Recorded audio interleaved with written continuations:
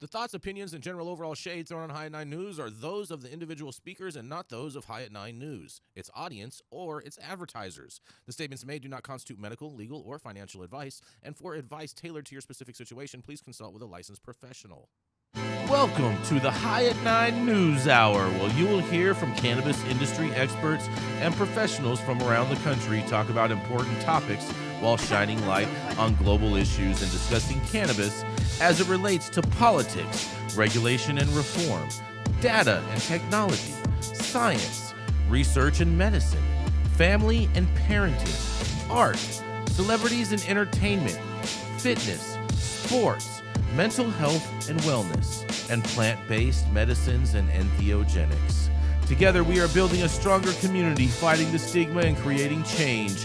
With your hosts, Jason Beck and Rico Lamitte, joined by special industry expert correspondents from around the country, and daily antics brought to you by Cannabis. Coming to you live every Monday through Friday at 9 a.m. Pacific Time and high noon on the East Coast. And thank you all for getting high at 9 with us.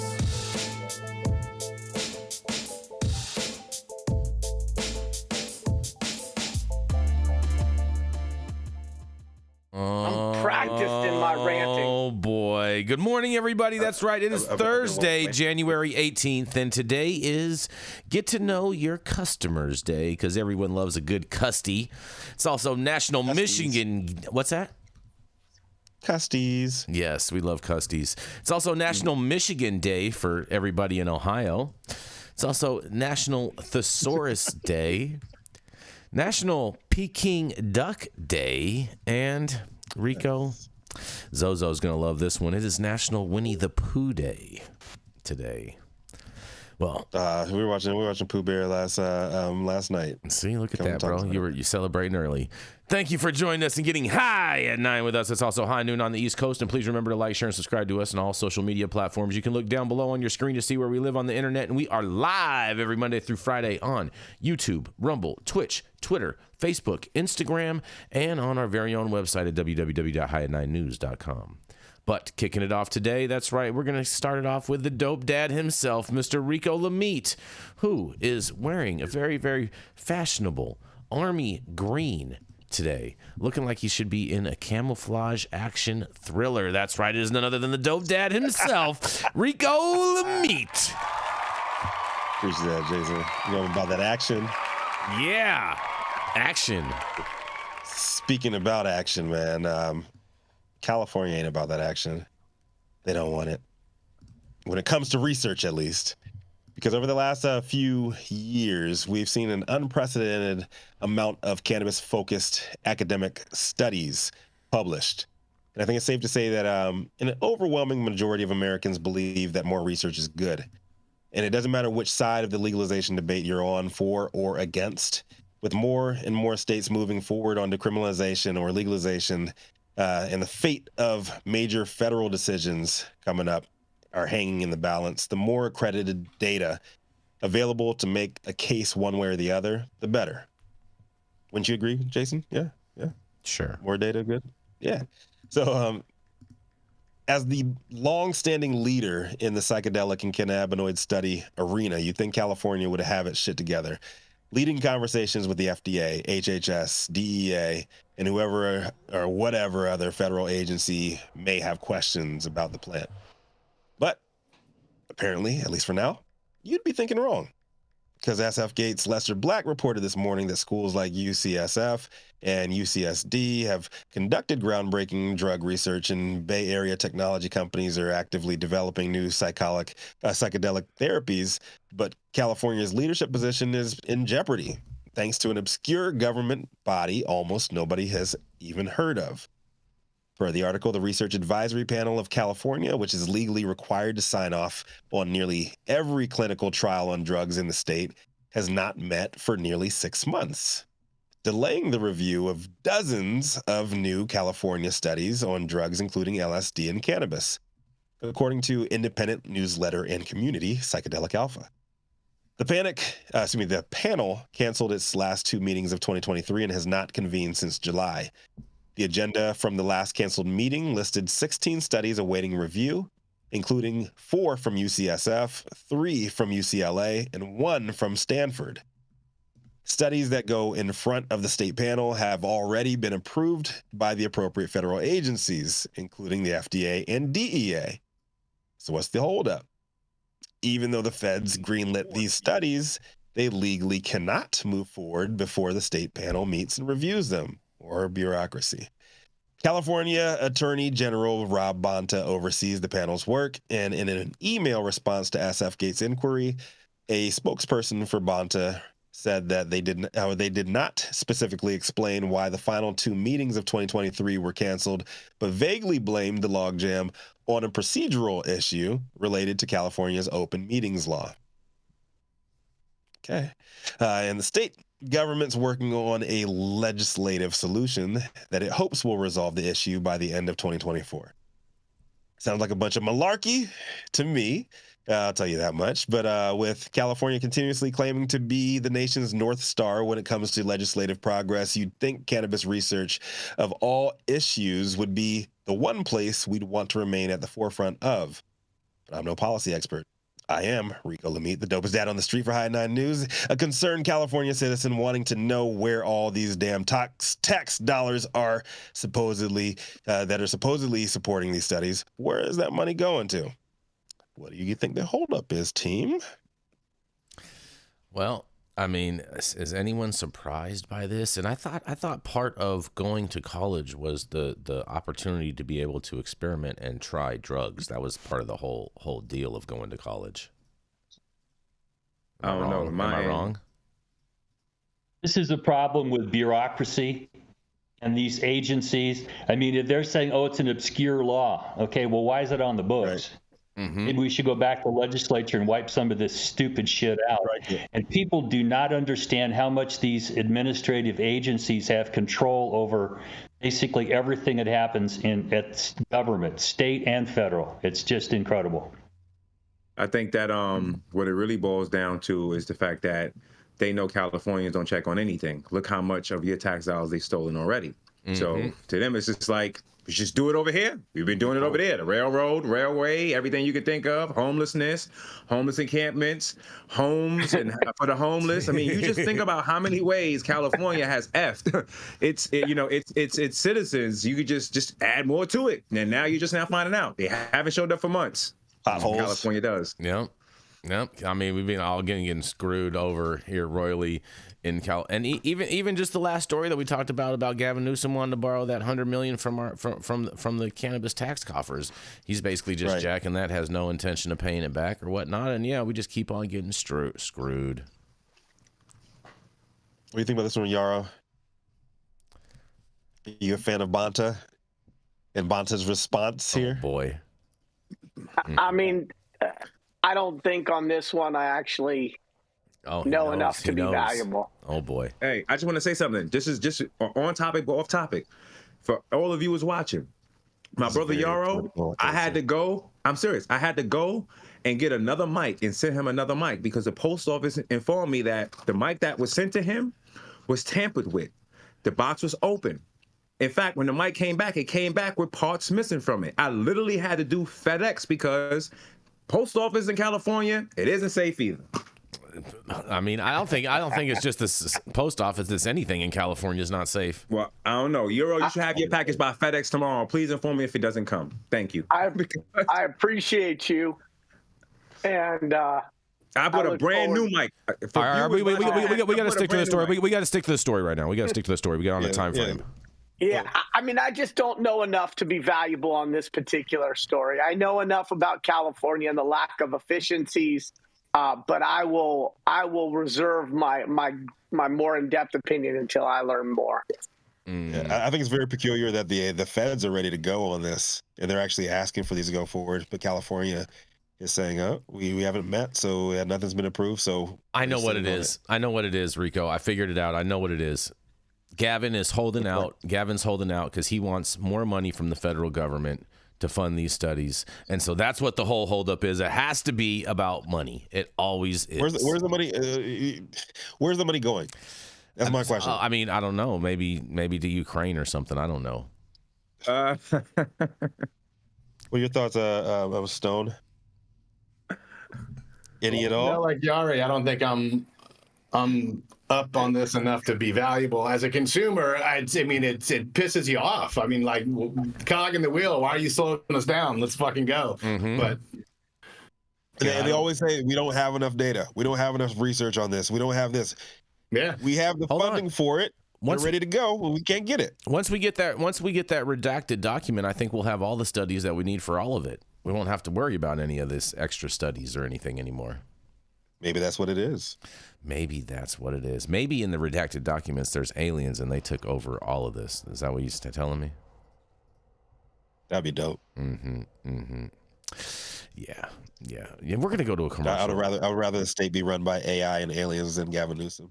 I mean, how do you know? How do you know it's not currently that is the state? How do you know Gavin's not AI? He does look rather reptilian, does he not? Oh man! You know, we're gonna go to a commercial. We're gonna go to a commercial. We're gonna be right back. Oh man, that was weird. Hey, you America! Do I look like Sean Connery?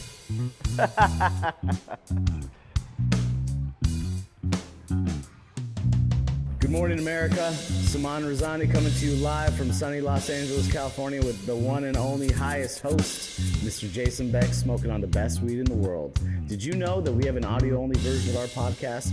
You can find it on Apple, Google, Amazon, iHeartRadio, and Spotify. No excuses in 2024. If you haven't checked us out, check it out now. And also, check out what the Prophet's doing in 2024. Hey. Yeah, Stone, you got to stop with the deltas, man. Tony. Up next it is the High at 9 head honcho, known for smoking the best weed in the world. And he goes by White Gucci in Detroit, Gucci Blanco down at Mar-a-Lago. But out here, he's El Presidente. Coming to the stage, Jason Beck. Oh yeah. Good morning, everybody. Happy Thursday. Man, oh man, there's so much propaganda going on in the world today, and I think this article is some more propaganda, so I just want to share with you what they're trying to tell all these people, because it's all bullshit. But nonetheless, they're saying that marijuana rescheduling doesn't open the door to big pharma takeover, a report says. That's right, you guys. They're saying the Biden administration's push to reclassify marijuana under federal law would not by itself open the door for pharmaceutical companies to seize control of the $34 billion legal U.S. cannabis industry, and we all know that's bullshit, but nonetheless. But moving from Schedule 1 to Schedule 3, as has been widely reported, would promise tax relief to legal marijuana businesses. A report released on Tuesday by the Congressional Research Service confirms that, and we all knew that would remove 280E requirements, but nonetheless. Beyond that, for the U.S. cannabis industry status quo to drastically change, Congress would need to take further action, or the U.S. Department of Justice would have to launch a legal but unprecedented and impractical assault on state legal marijuana markets. The new report by Congress Public Policy think tank analyzes the legal consequences of the possible move of marijuana to Schedule 3.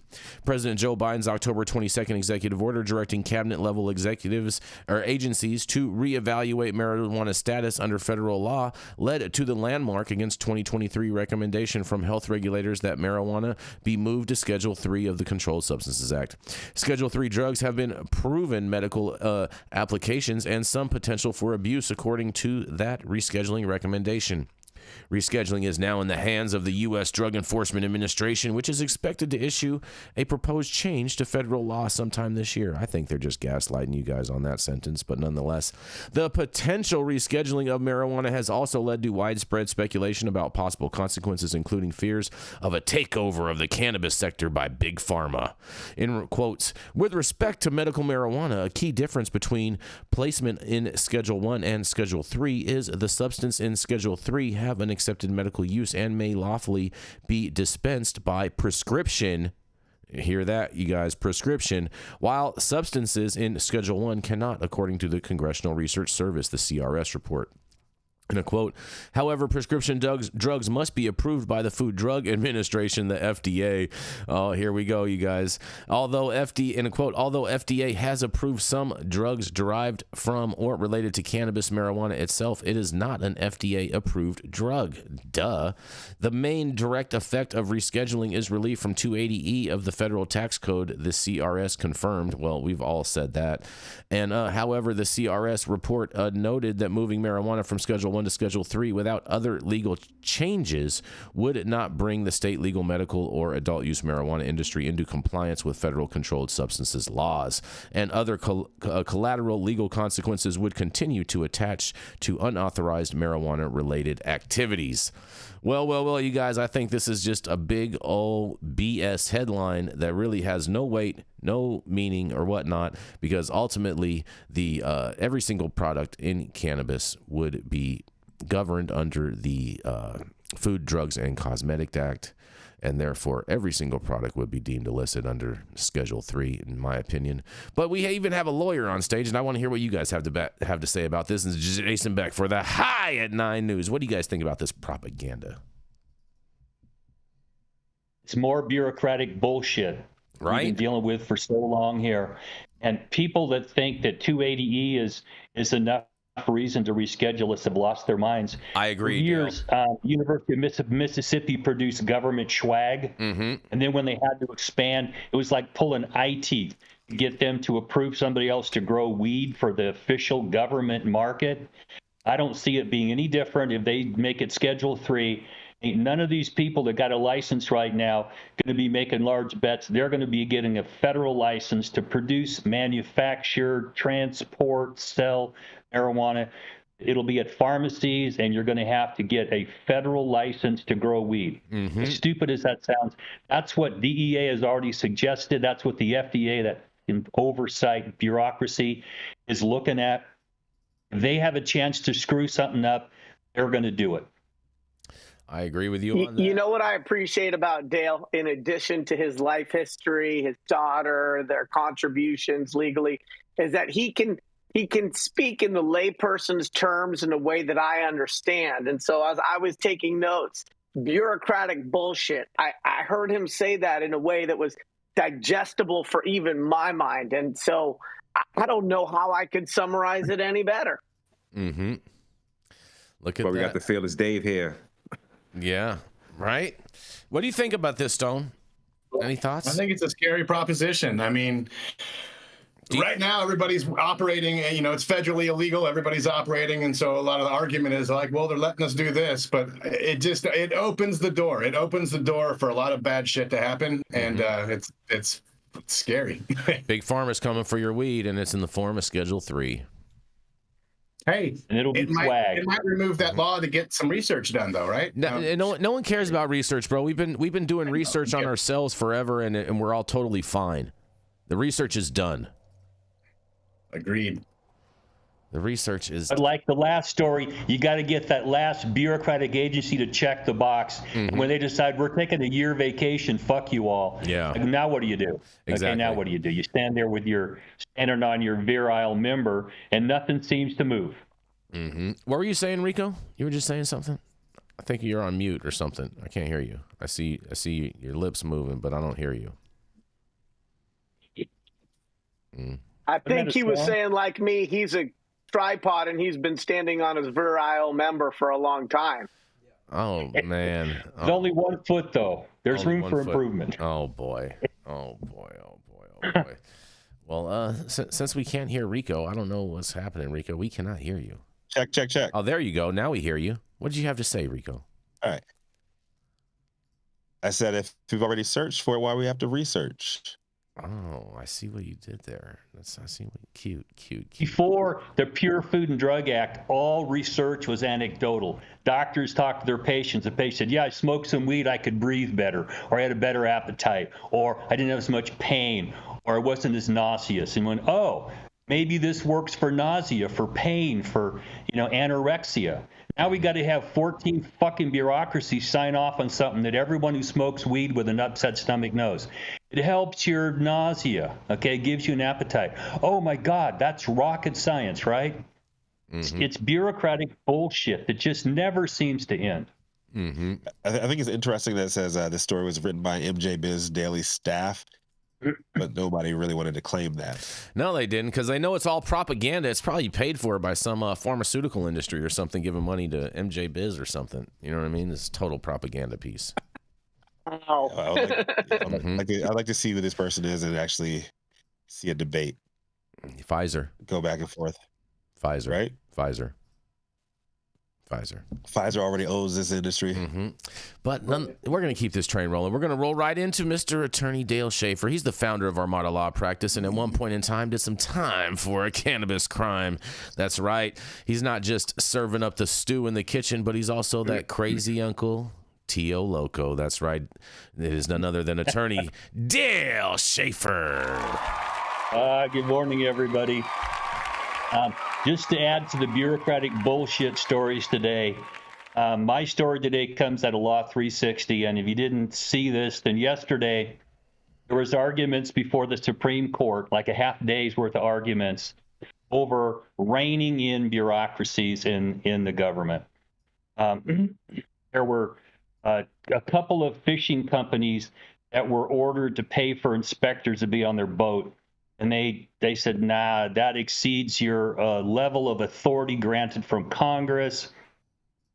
They challenged it, and there was a doctrine called the Chevron doctrine that was used to throw them out of court, basically. And what this doctrine stands for is that if the Congress passes a law and a situation comes up where the law is ambiguous about how to handle it, if a bureaucracy comes up with a reasonable regulation of how to handle it, the courts have to defer to the experts in the agency.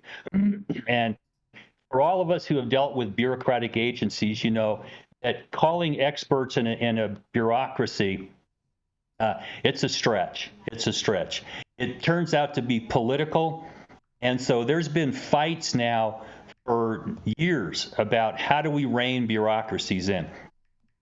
And what some of the argument here goes back to a case called Marbury versus Madison in the Thomas Jefferson administration, where the Supreme Court Chief Justice said, look, we have the power and the right to look at any law Congress passes and hold it up to the Constitution. If it's not constitutional, we'll throw it out. We have three branches of government. Congress passes laws, they're Article 1. The executive branch carries the laws out, they're Article 2. And the courts are Article 3. They take a look at the laws and they'll shit can them if they don't meet constitutional muster. Well, the Chevron doctrine, it tied the hands of a court, because even if a judge looked at a regulation and looked at the enabling statute and said, you know, this is ambiguous, but what I see happening here I don't agree with, but as long as it's reasonable, I can't say anything. The bureaucracy wins every time. Well, about a year and a half ago, there was a case, West Virginia versus the EPA went to the Supreme Court. And West Virginia argued that the Environmental Protection Act does not give the EPA the authority to change the way that energy is produced in this country. The generational change, they called it. This is a big question. It's got to go back to Congress for Congress to grant you the authority to do what this regulatory agency is doing. Okay. Now, this is a bit of that same theme in that these boat owners who are herring fishermen, they were forced to pay for an inspector to be on the boat, and they said, no, you don't have the authority to do that. We're going to challenge it. Okay. So the court yesterday, we now have a conservative majority. And I've been warning people, telling them for a while that this conservative majority is going to take a baseball bat to some of these long-standing principles. The Chevron doctrine has been part of administrative law since 1984. And judges complain bitterly about it. But in our system, when the Supreme Court says something, you kind of have to follow it. Okay. Well, the government argued, oh, this would just mess everything up. People would sue everybody. It would be a terrible problem. And the affected party said, hang on, at what point does the government's authority run out? These regulatory agencies are too far off the front of their surfboard.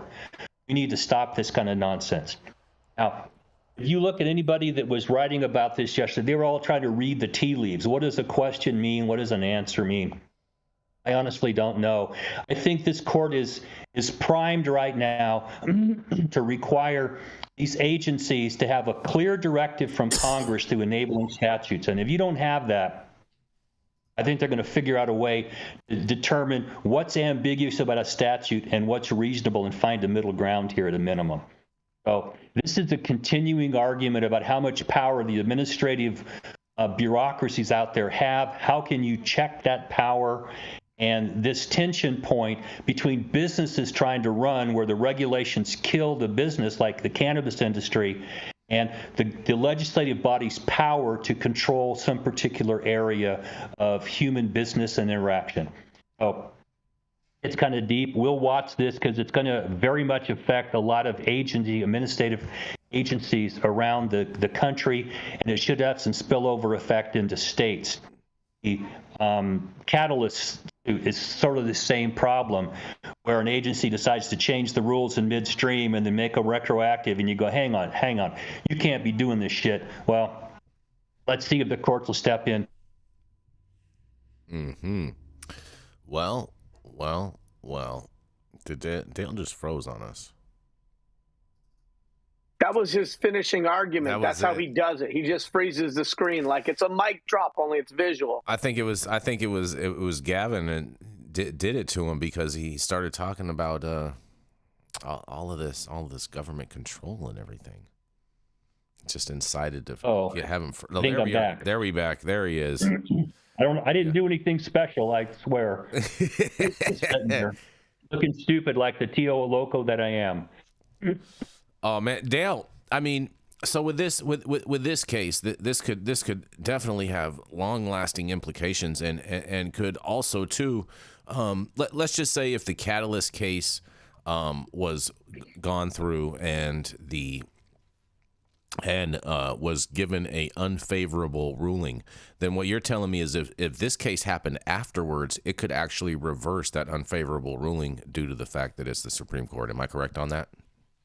Well, it's apples and oranges. California doesn't suffer from the Chevron rule.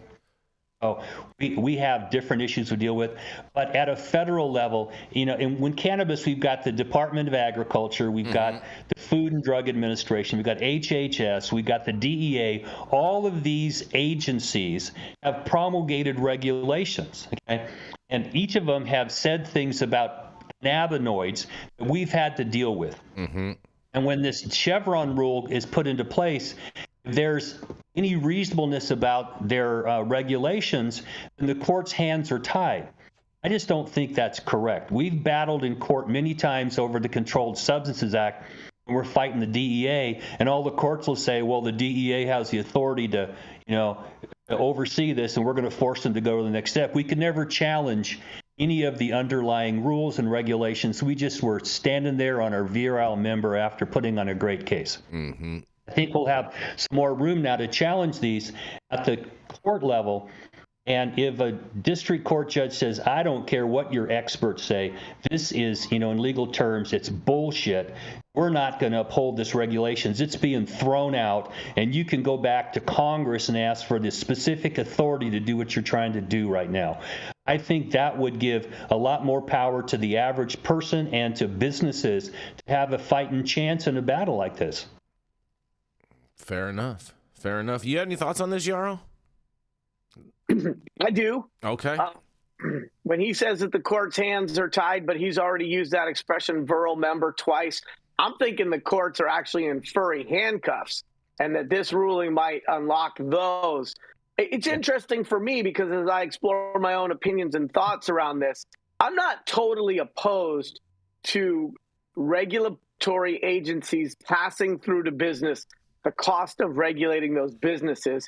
The line in the sand for me is when regulatory agencies create revenue-producing fee structures that actually exceed the cost of them regulating those businesses. So that's kind of where my line in the sand is. Well, they have to provide for all those services that they gaslight everybody about, Yarrow.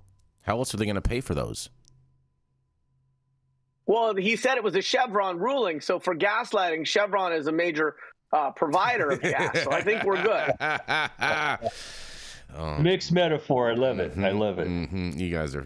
Well, as an attorney, it's just very disappointing to get into court, put a great case on, and the judge goes, "That's wonderful, but I have to defer to an agency which has flip-flopped like a fish out of water with every political administration that comes in." That's how this tends to come in. They put in their own heads of these agencies, and then they start passing rules and regulations that may be outside the bounds of the enabling statute. Yeah, I mean,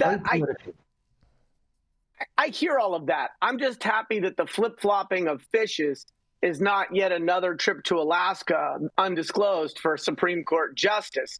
And so at least they're in their chambers and doing their job versus taking a billionaire's jet to yet another vacation. What's the matter with taking billionaires' jets places, bro? How do you think we get around? Because they land you in islands and they put your name on it and then they hide your name. Oh, boy. Or they have little children there that no one wants you to know about. Yes. And Epstein didn't kill himself. Epstein, yeah, that's true. No. Epstein did not kill himself. That's true. Not in the secure federal facility that I was in. No, he didn't do it. No. Not in the suicide watch area either. No. Me either. Not buying that. Not buying that. But there is a crazy epidemic that's been happening across the country that's called suicidedness. I thought it was called Clinton side. Yeah. It's another day. Yeah, it's the same thing. But on that, we're going to go to a commercial. We're going to be right back. The Control Tower from Highly Educated has perfected the dab. Utilizing the concept of thin film evaporation, you can waste none of it and taste all of it. The micro texture of the SE pillar increases nucleation at elevated temperatures. And with the tower propelling at 2,600 RPMs, it's certainly the most efficient dab experience to date. The Control Tower from Highly Educated.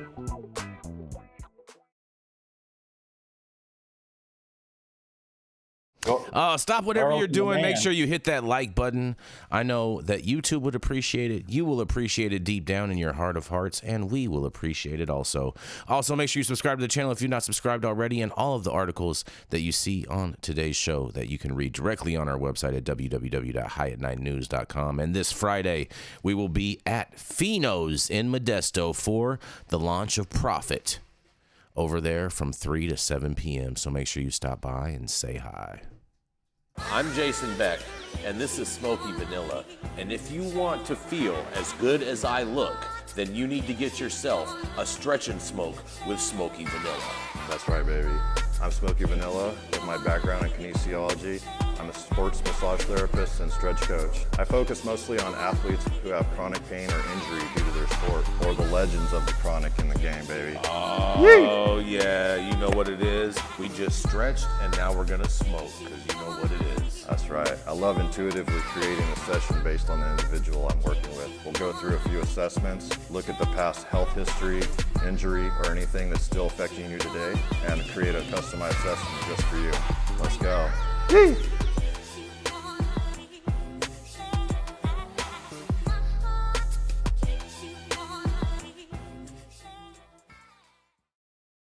Oh, boy. He's rapping now. Oh, man. Yeah, he got bars. Watch out for Yarrow's next album coming up. For real. Mm-hmm. You with us, Rico? You're still on mute, Rico. What's going on with your sound, bro? You okay? You all right? He don't want to talk to us. He doesn't want to talk to us. I think it's the glasses. He doesn't want to talk to us. I think it's the glasses. I think it's because he's got those. No, it's the new hat. It's like it's a new fire hat he's wearing, and he just wants to. It's the yellow lenses, bro. It has to be the yellow lenses. Y'all can hear me? No, now we hear you. Hear me? Now. Yeah, we hear you now. Okay. Yeah. Thank you for honoring us with your voice, brother. Thank you. Discord's screwing up this morning, man. Yeah, I was blame it on so Discord. much sorrow. Blame it on Discord. There's so much sorrow. Mm-hmm. Blame it on Discord. With Yarrow. Oh boy. But straight out the great purple state of Texas, this man decided Delta 8 dab sashes on the rooftop were not the future for him. So this Austin-based dope dad hit the high road. And you know what? Come to the stage next is the host of the same name of the same damn show, my man Stone Slade. Thank you, Rico. Good morning.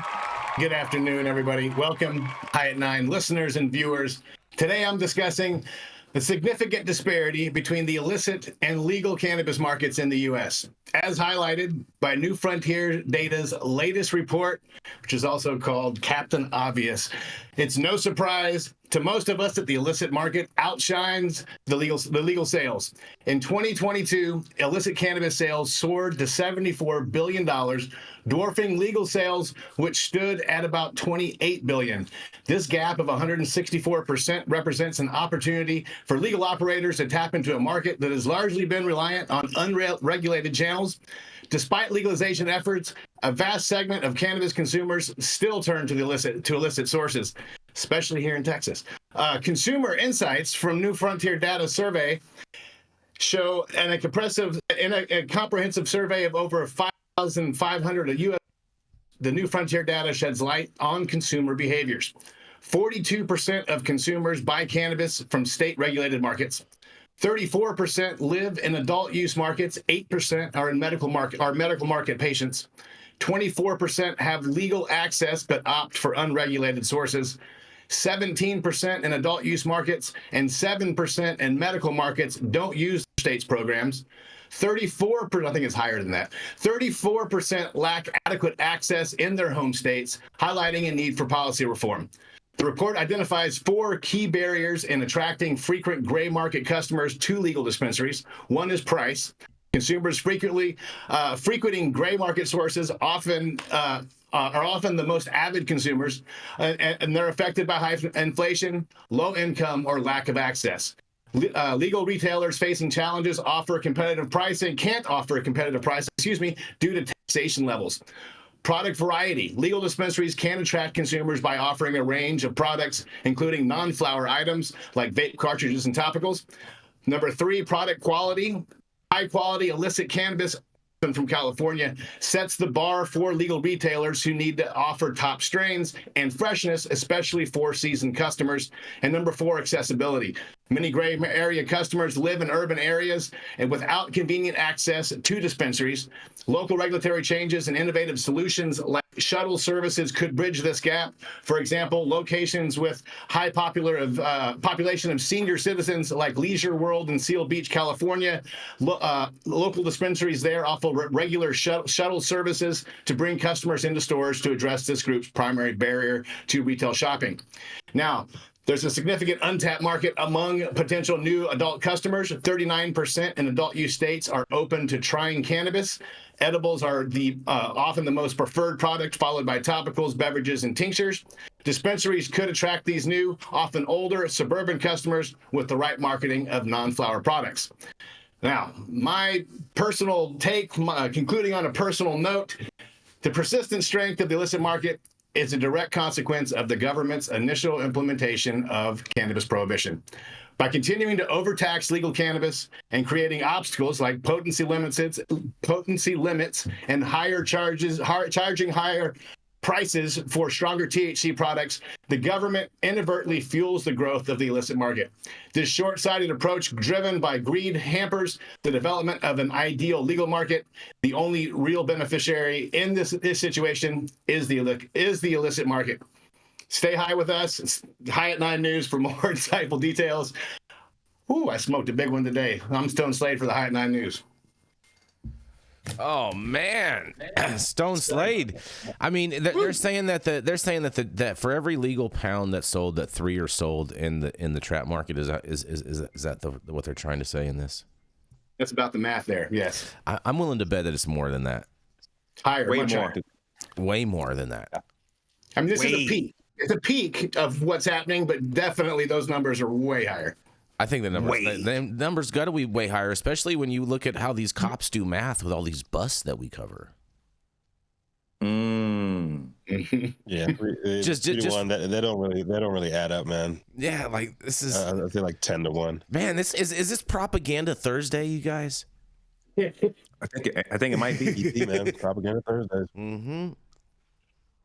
Well, these statistics just confirm what we all know. The trap always wins. Mm-hmm. And these bureaucrats who think that they can legislate people's morals and what they're going to do, they should have learned that from Abe Lincoln and Mark Twain 150 years ago. It don't work. It can't work. So if you don't make it easy for people to get what they want, they're going to get it in ways you don't want them to. And I've said this to so many legislators and city council members and supervisors, and it's like it goes in one ear and out the other. Yeah, but we don't like it, so we're going to do this. Yeah, okay, well, then the trap's going to continue to kick your ass. And these numbers are low. They are low for the trap market. And I don't know why they're so slow to learn this. It ain't rocket science. Dale, they had to lie with the numbers because they wanted to seem like the trap wasn't winning like Trump is. Oh, couldn't you call these numbers conservative?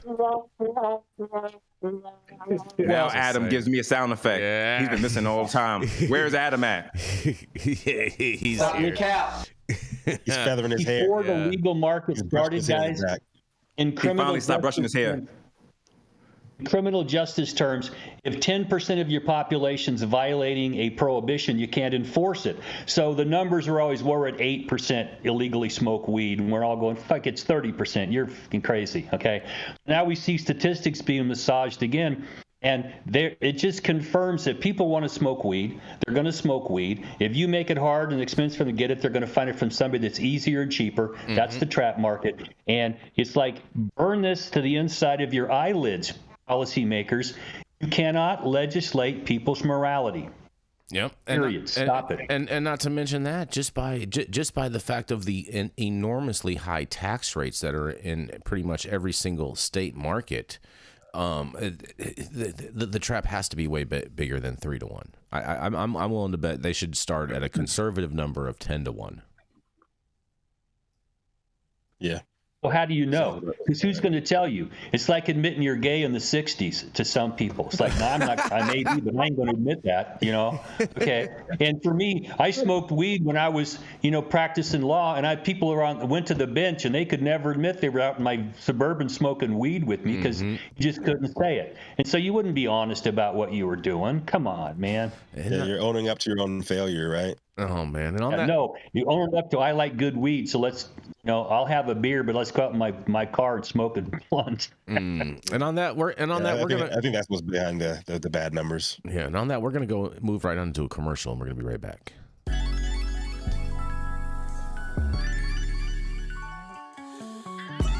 Get ready for the 20-year anniversary celebration of the Emerald Cup. The Emerald Cup will be held at the Henry J. Kaiser Center for the Arts in downtown Oakland, May 4th and 5th. Get your tickets now for best pricing. Cannabis categories include flower, pre-rolls, solventless concentrates, solvent concentrates, cartridges, edibles, topicals, tinctures, and alternative cannabinoids. So enter early for your chance to be a winner at the 20-year anniversary Emerald Cup competition.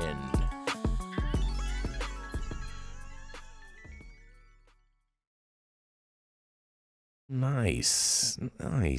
Well, coming up next, we got the man, that's right, that you love to hate. It's the man that Joe Biden would love to silence just for acknowledging he even existed. That's right, it's the man, Mr. Tony Montaga. Thank you. Good morning, good afternoon, and good evening, because somewhere around the world, that is truly what time it is, and I am here with the rest of my hosts, and we want to thank you guys for being high with us at 9 a.m. California time. Let's get into my story, and it is titled, Lawmakers Propose Raising Georgia's Legal Age to Buy Medical Marijuana to 21. Lawmakers have introduced new legislation aiming to raise the age of Georgians to buy medical marijuana. Right now, you have to be 18 years old to legally purchase the drug and other hemp products, but Senate Bill 350 would raise that to 21. Back in October, Georgia became the first state in the country to allow independent pharmacies to sell cannabis and hemp products. Patients would be able to buy cannabis oil at pharmacies if they show a state-issued low THC oil registry card and identification. The Georgia Board of Pharmacy began accepting applications from businesses that month, and over 100 pharmacies have agreed to provide medications from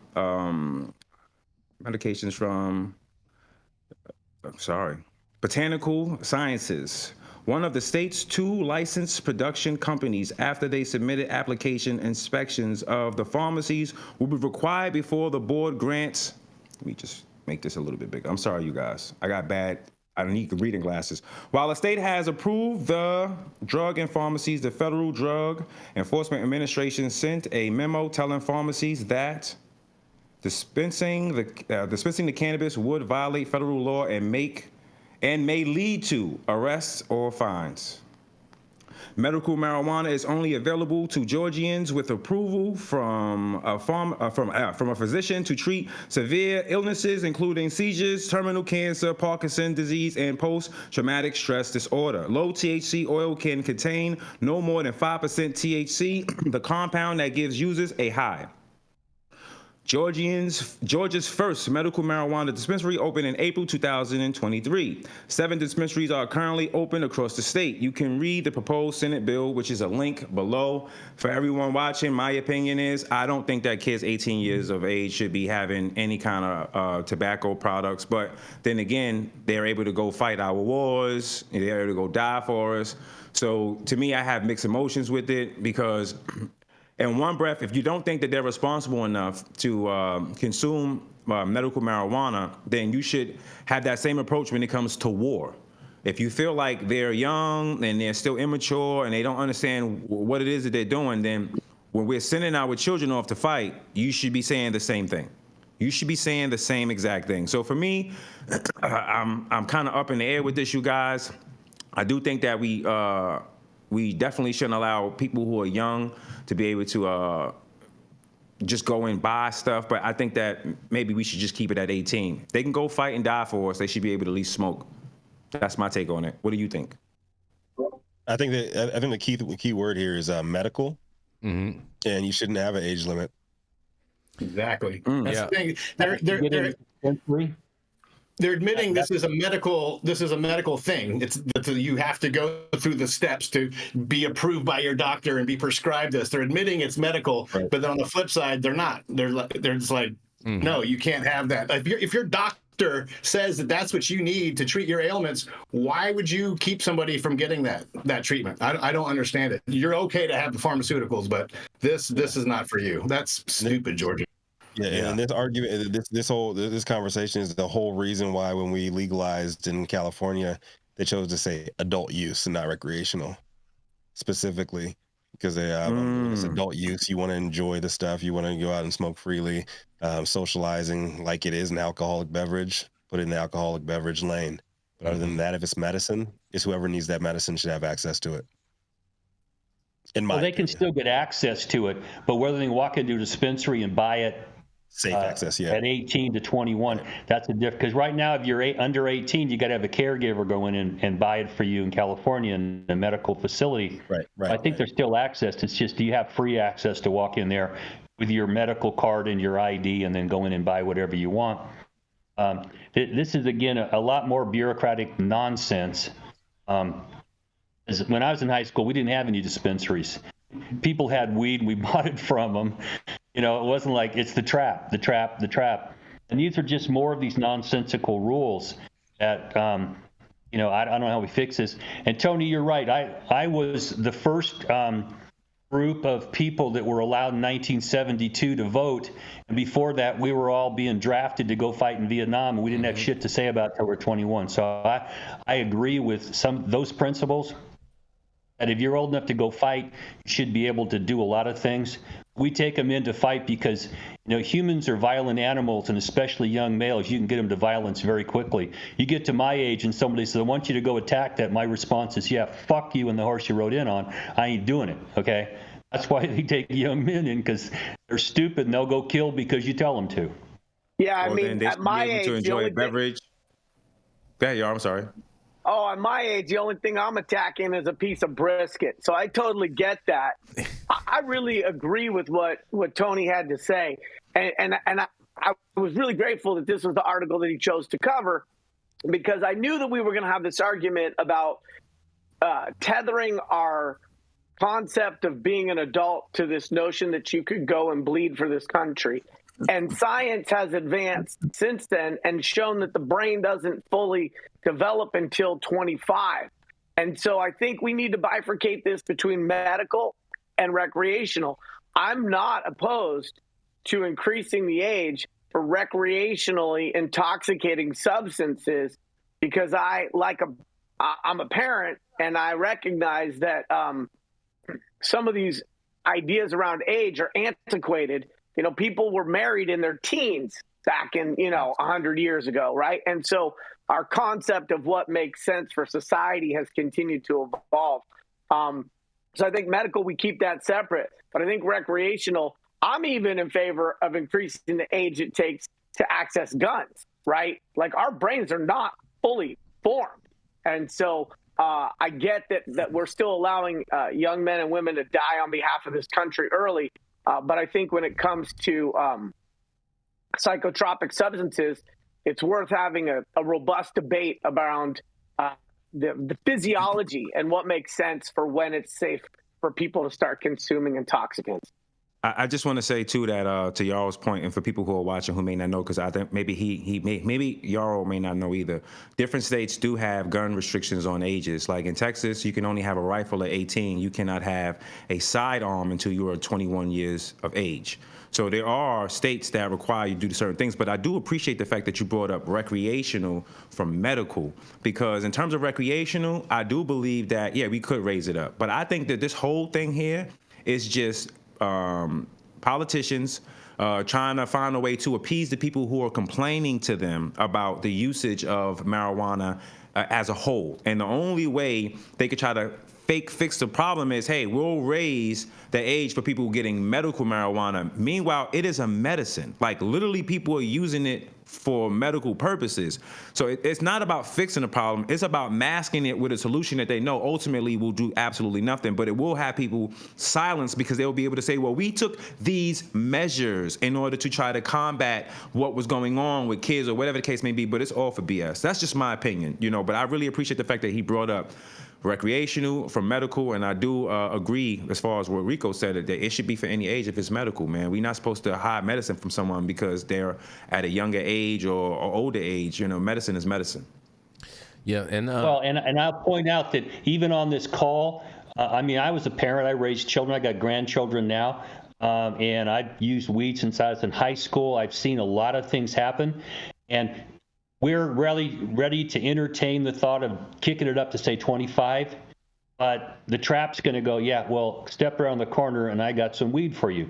So even within our own group here, which is trying to make this accessible, we still discuss things that the trap will go, yeah, I don't give a fuck what you guys have to say. Step around the corner, you got $20, I got an eighth for you, okay? And there's no way to solve this because humans want to do this, okay? And there's a lot of people who are convinced that it's like depleted uranium. Oh my God, if we open the little bottle a little bit, the world's going to come to an end. And the response is you look around and go, I've been smoking weed for years. What the fuck are you talking about? We've been using it for thousands of years we know about. Nobody's ever died. We don't come out with a fucking arm coming out our forehead like you do with a lot of other drugs we've invented. Stop it, okay? Just stop. Yeah, just stop, right? Like stop the cap, huh? All of that. They just stop the cap. 5% limit. Shit, that's near beer. Like fucking near beer. As Michael Jordan would say, stop it. Get some help. Oh boy, I'm a big believer that if you're of the age to go and fight for the country, then and you're able to, you should be able to take whatever substance that you want for whatever reason in regards to that. That's just my thought on it. But nonetheless, we got to keep this train rolling. Yeah, you ready, Rico? Let's do it. So bringing us home today, it's the man some call the Sebastopol Sage. He's a second-generation cultivator and founder of Special Teams Consulting. And if you look at the Great Wall behind him, I'm sure you're going to find a whole lot of fine china. Coming to the stage, it is Yarrow Kubrin. Man, those intros just keep getting better and better. And I am feeling validated like a parking ticket at a fancy restaurant. So thank you, Rico, and really a pleasure to be here. It is Peking Duck Day, Yarrow. It is, right? And by the way, I love Peking duck. Does that mean you're taking us to Mr. Chow's? You guys are all taking us to Mr. Chow's. Thank you. I'm a dine and dash. I'll go there and let you pay for it. So thank you, High at 9 viewers. Good morning. Good morning. It's Thursday, January 18th. This is Yarrow Kubrin, High at 9 News. My article today is a follow-up from one of my extra spicy rants from last week as I continue to track Wisconsin. Wisconsin Republicans appear to be at an impasse over medical marijuana legalization plans, according to the Associated Press. Wisconsin Republicans are at an impasse over a proposal to legalize medical marijuana. Assembly Speaker Robin Vos said Tuesday that he would not compromise with Senate Republicans to address their concerns with his proposal. Senate Majority Leader Devin Lamathieu, last week said the bill's proposed creation of state-run dispensaries was a, quote, non-starter. Vos said at a news conference that months and months of negotiations resulted in a very detailed bill he proposed that has a minimum 50 votes needed to pass amongst Republicans. Taking and negotiating the bill means we probably lose votes in our caucus, Vos said. So I'd rather get us through to keep the promise we made, which is to have a comprehensive bill that can actually become law, as opposed to an ethereal idea that maybe somebody could support someday, but it never actually makes it anywhere. Lamathieu last week said he was open to making changes to the bill in an effort to find a compromise that could pass in the Senate. The highly restrictive bill would limit medical marijuana to severely ill people with chronic diseases such as cancer and allow for it to be dispensed at just 5 state-run businesses. Smokable marijuana would not be allowed. The proposal would limit the availability of marijuana to people diagnosed with certain diseases, including cancer, HIV, AIDS, glaucoma, multiple sclerosis, inflammatory bowel disease, severe muscle spasms, chronic pain or nausea, and those with terminal illnesses and less than a year to live. Wisconsin remains an outlier nationally. 38 states have legalized medical marijuana and 24 have legalized recreational marijuana. The push for legalization in Wisconsin has gained momentum as its neighbors have loosened their law. The measure would need to pass the Senate and the Assembly and be signed by Governor Tony Evers to become law. Evers, who like many Democrats is a proponent of full legalization, said this month he would support medical marijuana only, but was non-committal on the Assembly's plan.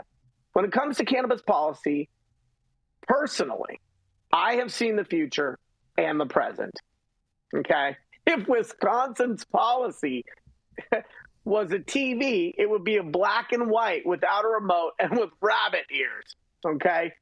Wisconsin's state motto is forward. Forward, reflecting Wisconsin's continuous drive to be a national leader. And it adopted that motto as its official motto in 1851. I'm going to rename you backwards. And wait, there's no flour in 5 state-run stores? For an area that is almost 55,000 square miles. That is one store for every 10,000 square miles. Oh, yeah, that's patient access. And with a population of almost 6 million residents, that is a store for every 1.2 million people. That sounds like access. The state bird of Wisconsin is the robin, but now I think it is more likely a cuckoo bird or a dodo bird.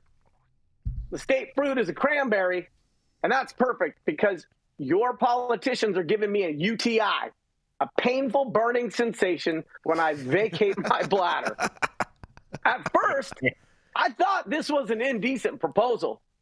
I have now concluded that policymakers in Wisconsin, when it comes to cannabis, are incompetent and incapable of making sound decisions, and I'd fire them all when it comes time to vote. When it comes to medical cannabis, if Wisconsin can't succeed as a state, it should succeed as a state and practice succession and just get out of our imperfect but wonderful union. Or, for those like Jason Beck, to put it in Trumpian terms, you're fired. This is Yarrow Kubrin. High at 9 News. I'd like to hear what you guys think. I mean, Yarrow, I think this sounds great. If you're a retailer, I think this is a fantastic proposal. I mean, you're gonna have plenty of customers lining up at your doors. Just State-run stores is like Russian bakeries. It is. Exactly. You get what? Yeah, you only Cut get out there. You only can buy 2 puffs at a time, Rico.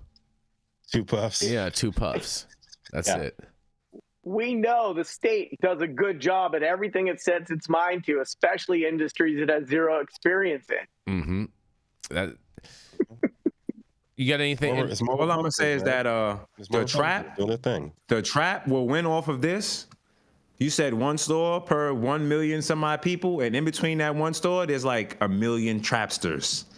Supplying, demand, winning. The trap wins. All Yarrow has said to you guys after reading this is that they're very stupid on the government level, but the trap wins. So I think basically the summary from this story is that Stone needs to go back and re-edit his story, because there's no way that with this law going in place that it would be 3-1. Is that what I'm hearing?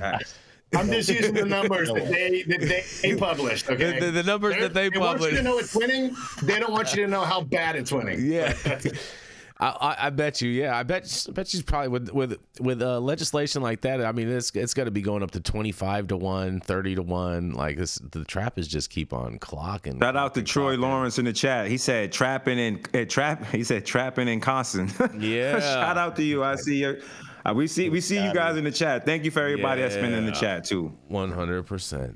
Yeah, the Scotty's doing the thing. Jason, I got a quick question for you, man. Before I go for check it out here today. Go for it, Rico. These Republicans. Yeah. Your people. Yeah. They're so quick to pass all these protectionist laws, all these crazy things, so quick on every issue except for cannabis. What's the holdup?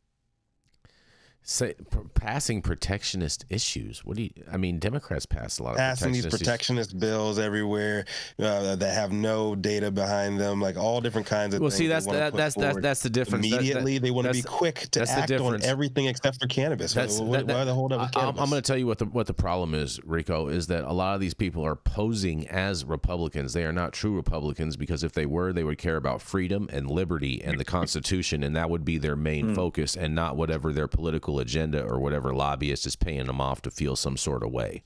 Why is Donald Trump not moved forward on it then? He has moved forward on it. He's not president. Yeah, he's not president right now. Hold on, but when he did, hold on a second. But when he was president, he did do a number of things. He actually legalized cannabis with marijuana Mitch in the Farm Bill, even though a lot of people don't really want to admit that. Not to mention, he also included THC in NAFTA 2.0, so it's already able to be exported once we have federal legalization. So, what's the over-under President Trump even read that document? What's the over-under? He even read that document. He doesn't read anything. Let me tell you something. Everybody in his cabinet said he does not read. Here's the reality. President Trump has done more for cannabis just with those 2 things than any Democrats have done for cannabis, as much as they pander to voters. But he didn't legalize. He didn't move forward on it, and he still has yet to take a stance on it because he's waiting to see. So the Cole memo doesn't matter, Jason? No, the Cole memo does not matter. No, the Cole memo actually is absolutely nothing, and I've said this for years. The Cole memo is nothing, and they use it as a propaganda piece to try to steer people and whatnot. The only thing that actually matters is Rohrabacher Farr, which is now McClintock and Blumenauer, which is the federal appropriations bill that prohibits the DOJ and DEA from extrapolating federal funds to go after state licensed cannabis businesses. That's the only thing that matters. The Cole memo, yeah, exactly. It is. You're correct about that. But the Cole memo is absolutely nothing. It's basically all you can do with that is wipe your ass with it. Well, I'm just gonna let you know the data and the facts are just showing me that Republicans just want to logjam up the process, and they just want to be obstructionists across the board. Maybe they're just constipated, Rico. Maybe they're just constipated. Yeah, that's where the log is, all right. Exactly. Maybe they are just jam that log up in there, right? Exactly. Maybe they need to say hello again. I guess so. But thank you all for joining us for yet another episode of High at 9 News. You can catch us live weekdays, 9 a.m. Pacific, high noon on the East Coast. Big shout out to our super fans showing love, getting their comments posted live on the big screen, to our live audience and supporters online, catching us across all media platforms, tuning in each day to the headlines of chaos, also known as the developing cannabis industry. To our vetted correspondent team tuning in from all over, bringing us much needed variety of perspective, your respected opinions to the table as well. To our production team, Cloud Media Partners, all the sponsors keeping our lights on and AV struggles to a minimum. And of course, my man, Adam, back there, brushing the hell out of that hair, making sure it's feathered up like the biggest bird on Sesame Street. As always, Cannabis, Sativa L, the reason the High at 9 News team reads these headlines every single day. Thank you, too. It has been Thursday, January 18th, 2024. The show's over. You've all been blessed with the top industry headlines. Hope is enough for you to put in your pipe and smoke at least until tomorrow, except for Wisconsin. Sorry, Republicans. My name is Rico Lamitte, the dopest dad on the street for High at 9 News, cannabis industry's #1 daily news show. And we're going to pop it right back out to my man, Tony Montaga. You going to take us out today, my man? What you got? Tony, is Tony on mute? Is Tony on mute? I'm sorry. No, I'm sorry. I'm here. I'm here, you guys. That was just something. So listen, I'm sorry, you guys. I'm dealing with White House stuff. I had to mute the mic. But I want to say this to everybody watching right now. Please listen. The best thing about you guys out there is that all of you have the opportunity to make today the best day you possibly have. I hope that every single person that you touch them with positivity, and I hope that you exhibit patience throughout the day. From all of us here at High 9 News to all of you that are out there watching, we are thankful for all of the support and all the viewership. We love every single last one of you. God bless you all. Peace.